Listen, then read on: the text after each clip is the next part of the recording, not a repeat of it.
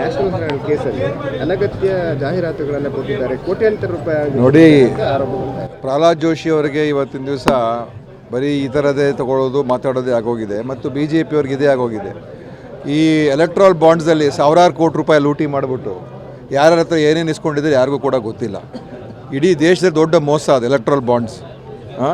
PM CARES ಅಂತ announce ಮಾಡಿ ಎಲ್ಲರ ಹತ್ರನೂ ಕೂಡ ಗೌರ್ಮೆಂಟ್ ಎಂಪ್ಲಾಯೀಸಿಂದ ಎಲ್ಲರ ಹತ್ರನೂ ಕೂಡ ಇದು ಗೌರ್ಮೆಂಟ್ ಟ್ರಸ್ಟ್ ಅಂತೇಳಿ ದುಡ್ಡು ಇಸ್ಕೊಂಡ್ರು. ಅದು PM ಕೇರ್ಸ್ ಪ್ರೈವೇಟ್. ಅದು ಪ್ರಧಾನಮಂತ್ರಿ ಹೆಸರನ್ನು ಯಾವ ರೀತಿ ದುರುಪಯೋಗ ಪಡಿಸ್ಕೋಬೇಕು, ಗೌರ್ಮೆಂಟ್ ಆಫ್ ಇಂಡಿಯಾ ಸಿಂಬಲನ್ನು ಯಾವ ರೀತಿ ದುರುಪಯೋಗ ಪಡಿಸ್ಕೋಬೇಕು, ಒಂದು ಖಾಸಗಿ ಟ್ರಸ್ಟ್ಗೋಸ್ಕರ ಅಂತ ಮಾಡಿರ್ತಕ್ಕಂಥದ್ದೇ ಇವರು.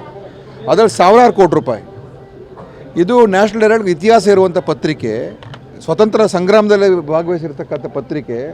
ಅದಕ್ಕೆ ಒಂದು 2 ಕೋಟಿನೋ ಏನೋ ಅಡ್ವರ್ಟೈಸ್ಮೆಂಟ್ ಕೊಟ್ಟಿದ್ದಕ್ಕೆ ಇವರು ದೊಡ್ಡ ಇಶ್ಯೂ ಮಾಡ್ತಾರೆ ಅಂತ ಹೇಳಿದ್ರೆ ಮಾಧ್ಯಮದವ್ರು ನೀವು ಅರ್ಥ ಮಾಡ್ಕೋಬೇಕು. ಇವ್ರ ಉದ್ದೇಶ ಡೈವರ್ಟ್ ಮಾಡಬೇಕು ಇಶ್ಯೂಗಳನ್ನ ಅಷ್ಟೇ. ಎಲ್ಲೋ ಒಂದು ಕಡೆ ಕಳಂಕ ಇಲ್ಲದೇ ಇರೋ ಜಾಗದಲ್ಲೂ ಕೂಡ ಕಳಂಕ ತರಬೇಕು ಅಂತ ಇವರು ಸಾವಿರಾರು ಕೋಟಿ ರೂಪಾಯಿ ಲೂಟಿಯನ್ನು ಮಾಡಿರ್ತಕ್ಕಂಥ ಎಲೆಕ್ಟ್ರಲ್ ಬಾಂಡ್ಸು, PM ಕೇರ್ಸು ಮತ್ತು ಇಡೀ ದೇಶದ ಆಸ್ತಿಯನ್ನೇ ಇವತ್ತಿನ ದಿವಸ ಕೆಲವು ಜನರ ಕೈ ಕೊಡ್ತಾ ಇದ್ದಾರೆ. ಅದು ದೊಡ್ಡ ಇಶ್ಯೂ.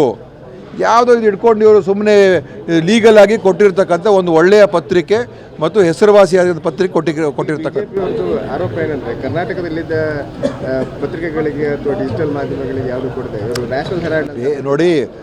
ನಾವು ಬೇರೆ ಬೇರೆ ಪತ್ರಿಕೆ ಅಡ್ವರ್ಟೈಸ್ಮೆಂಟ್ ಕೊಡೋಲ್ವ ರಾಜ್ಯ ಸರ್ಕಾರ? ದಿವಸ ಕೊಡ್ತಾ ಇದೆ.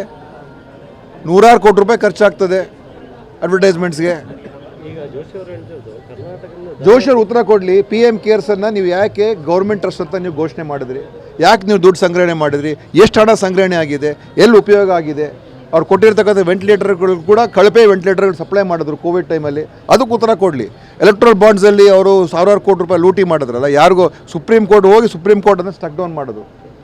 ಅದರಲ್ಲಿ ಎಷ್ಟು ಎಲ್ಲರ ಹತ್ರನೂ ಕೂಡ ಬ್ಲ್ಯಾಕ್ ಮೇಲ್ ಮಾಡಿ ದುಡ್ಡುಗಳು ತೊಗೊಂಡು ರೇಡ್ ಮಾಡಿಸೋದು, ದುಡ್ಡು ತೊಗೊಳ್ಳೋದು, ಅದೆಲ್ಲ ಮಾಡಿ. ಅದಕ್ಕೆ ಜೋಶಿ ಉತ್ತರ ಕೊಡಲಿ.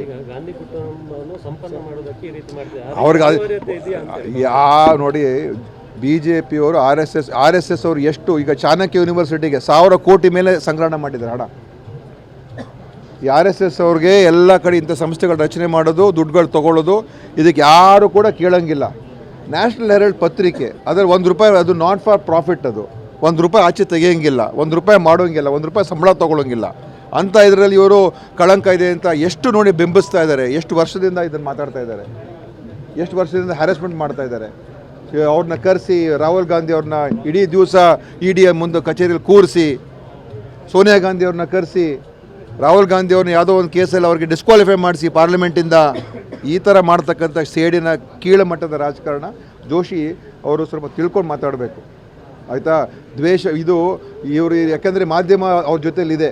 ಯಾವ ಪ್ರಶ್ನೆ ಕೇಳಬೇಕು ಮಾಧ್ಯಮ ಅವ್ರನ್ನ ಕೇಳೋದಿಲ್ಲ, ನಮ್ಮನ್ನು ಮಾತ್ರ ಕೇಳ್ತಾರೆ ಅಷ್ಟೇ ಮಾಧ್ಯಮ. ಅವ್ರನ್ನ ಕೇಳಿ ನೀವು PM ಕೇರ್ಸಲ್ಲಿ ನೀವು ಹೆಂಗೆ ಅದನ್ನು ನೀವು government of India symbol use ಮಾಡ್ತಾ ಇದ್ದೀರಾ?